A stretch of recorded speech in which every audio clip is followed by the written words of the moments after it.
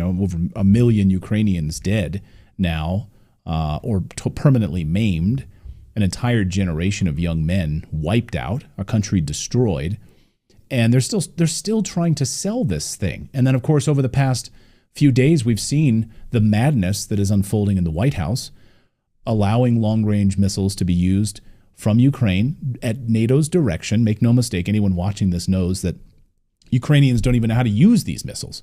It's NATO that's doing it, of course, and attacking inside of Russia. And then with add on top of that, the Biden administration now has okayed anti-personnel mines to be used, something they've long said absolutely we won't use.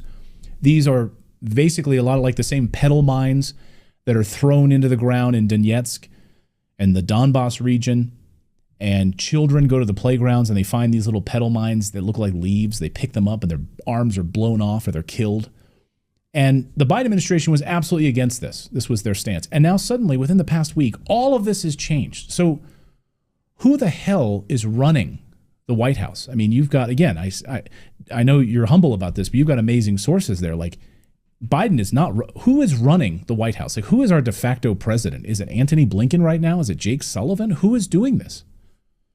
Well, if you'd asked me yesterday morning, I would have said Tony Blinken, who has been running it since the beginning. But now I would say Satan, because I really think that you've got, dark forces in charge. I mean, there's no justification for using anti-personnel mines in this conflict, which can't hope to be solved with anti-personnel mines resolved in any way. The only effect of that move is to kill innocents, period. That's it. That's the only effect. And they know that. And so they're doing it anyway, because killing is the point.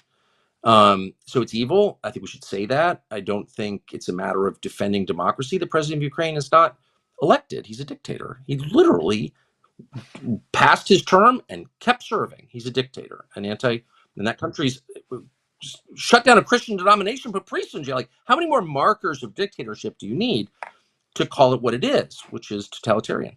So everything about it is horrifying. I'm so glad that you mentioned what's happening in the UK and France.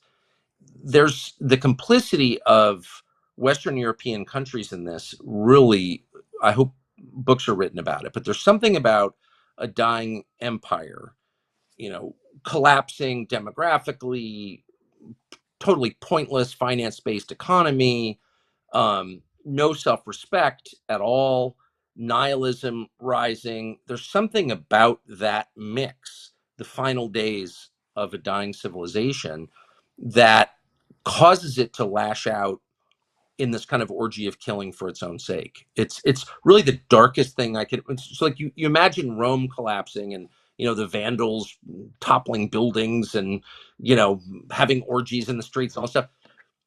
Really, it's the end of an empire is more like a kind of suicide, a kind of murder-suicide, where, the formerly great power kills itself and then takes a lot of people out as it does. It's like more horrifying than I ever thought